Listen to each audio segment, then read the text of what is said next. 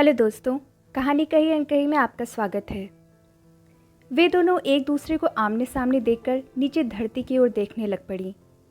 नीचे कुछ भी नहीं था, पर दोनों को पता था कि दोनों के बीच एक लाश है। सब लोग चले गए, सब लोग जा सकते थे इसलिए चले गए। माँ दूसरे बेटे के पास रहने के लिए, दोनों बच्चे हॉस्टल में। अब सिर्फ मैं हूँ अकेली। बच्चे छुट्टियों में आएंगे, कभी कभी माँ भी आएगी। हाँ, कभी कभी, पर मेरे पास कभी कोई नहीं आएगा। आज तो ज़िंदगी में पहली बार घर के अगले दरवाजे से आई है। यह दरवाज़ा तो तेरा था, कभी मेरा नहीं था, इसलिए। पर जब तू पिछले दरवाजे से आती थी मुझे पता चल जाता था उस दिन एक मर्द अपने घर में ही चोर होता था। घर में नहीं, सिर्फ बगीचे वाली अपनी लाइब्रेरी में। वहाँ मैं उसकी एक किताब की तरह हुआ करती थी। पर औरत एक किताब नहीं होती, होती है पर ज़ब्तशुदा। क्या मतलब? यही कि तू शादीशुदा थी, मैं नहीं। एक औरत जोर से हंस पड़ी। शायद उसका सारा रुदन हंसी की योनि में पड़ गया। वह उस दूसरी औरत को कहने लगी, इसलिए आज मैं विधवा हूँ, तू नहीं। मेरा हक न पहले लफ्ज़ पर था न दूजे पर। तूने मुझसे बस ये 2 लफ्ज़ नहीं छीने, बाकी सब कुछ छीन लिया। एक और भी है तीसरा लफ्ज़ जो सिर्फ तेरे पास है, मेरे पास नहीं। कौन सा? उसके बच्चे की माँ होने का। 3 लफ्ज़, सिर्फ 3 लफ्ज़, पर वह खुद इन 3 लफ्ज़ों से बाहर था, इसीलिए खाली हाथ था। पर इन लफ्ज़ों के सिवा उसके पास मोहब्बत के सारे लफ्ज़ थे। हाँ, पर जब ये 3 लफ्ज़ ज़ोर से हंसते थे, ज़िंदगी के बाकी लफ्ज़ रो पड़ते थे। तूने ये भी उससे मांगे थे?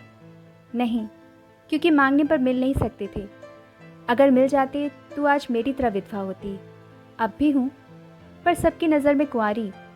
छाती में पड़ी हुई लाश किसी को नजर नहीं आती, पर मेरी छाती में उस वक्त भी उसकी लाश थी जब वह जीवित था। हाँ, समझती हूँ।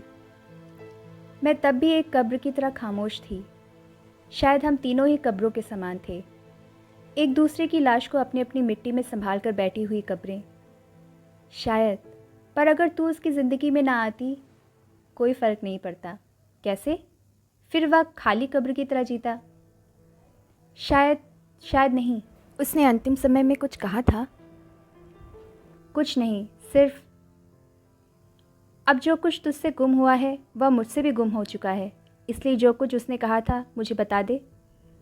कुछ नहीं कहा था, बस जब कोई कमरे में आता था वह आंखें खोलकर एक बार ज़रूर उसकी ओर देख लेता था, फिर चुपचाप आंखें मूंद लेता था। शायद वह मेरी प्रतीक्षा कर रहा था। शायद। तूने मुझे बुलाया क्यों नहीं था? घर में उसकी माँ थी, उसका छोटा भाई था, बच्चे भी। मैं सबकी नज़र में उसको बचाना चाहती थी। क्या खोया, क्या बचाया, इसका हिसाब लग सकेगा? मैंने जो खोना था खो चुकी थी, मुझे अपना ख्याल नहीं था। तूने ठीक कहा था, अगर मैं उसकी ज़िंदगी में ना आती मैं नफ़रत के दुख से बच जाती, और शायद दूसरे दुख से नहीं बच सकती थी। दूसरा दुख? खालीपन का। शुरू से ही जानती थी, पाकर भी कुछ नहीं पाया। वह मेरे बिस्तर में भी मेरा नहीं होता था, खाली खाली आंखों से शून्य में देखता रहता था। फिर तो तुझे तसल्ली होती होगी अगर वह अंतिम समय में भी सिर्फ शून्य में देखता। शायद होती, ये तसल्ली ज़रूर होती कि उसकी लाश पर सिर्फ मेरा हक है। पर अब लगता है तूने उसकी लाश भी मुझसे छीन ली है। सिर्फ लाश नहीं, उसे भी छीना था जब वह जिंदा था। वह अकेला कभी नहीं था, उसके अंदर तू भी शामिल थी, बच्चे भी। मैंने जब भी उसे पाया तेरे और तेरे बच्चों समेत पाया, पर जब तू उसके करीब होती होगी उस वक्त उसके जहन में न मैं होती होंगी न बच्चे। कुछ चीज़ों को याद नहीं करना होता, वे होती हैं, चाहे दीवार से परे हों। पर इससे फ़र्क नहीं पड़ता। उसने तुझे ये बताया था? ये कहने वाली या पूछने वाली बात नहीं थी। जब वह कभी अकेला होता तो शायद पूछ लेती, पर वहाँ लाइब्रेरी में वह सदैव तेरे पास अकेला होता था। वहाँ उसकी बीवी एक खुली किताब सी होती थी, और बच्चे भी किताब की तस्वीरों की तरह। और तू? मैं एक खाली किताब थी जिस पर उसने जो इबारत लिखनी चाहिए कुछ लिखती।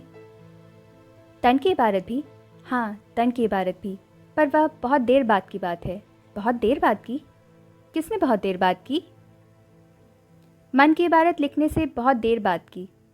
क्या उस वक्त भी मैं एक खुली किताब की तरह उसके सामने होती थी? हाँ, होती थी, इसलिए वह हमेशा एक कांपती हुई कलम की तरह होता था। वह बच्चों को बहुत प्यार करता था। हाँ, इसलिए उसने अपना दूसरा बच्चा दुनिया से लौटा दिया था। दूसरा बच्चा? वह मेरी खाली किताब में एक फटी हुई तस्वीर जैसी बात है। दोनों गहरी चुप्पी में खो गईं, पहली खुली हुई किताब की भांति और दूसरी खाली किताब की तरह। फिर पहली ने एक ठंडी सांस भरते हुए कहा, पर आज तू मेरे पास क्यों आई है? क्यों? पता नहीं, मैं ही तो तेरे रास्ते की दीवार थी। वह दूसरी पहली के कंधे पर सिर रखकर रो पड़ी। कहने लगी, शायद इसलिए कि जब कोई बहुत अकेला होता है उसे किसी दीवार से सिर लगाकर रोने की ज़रूरत होती है।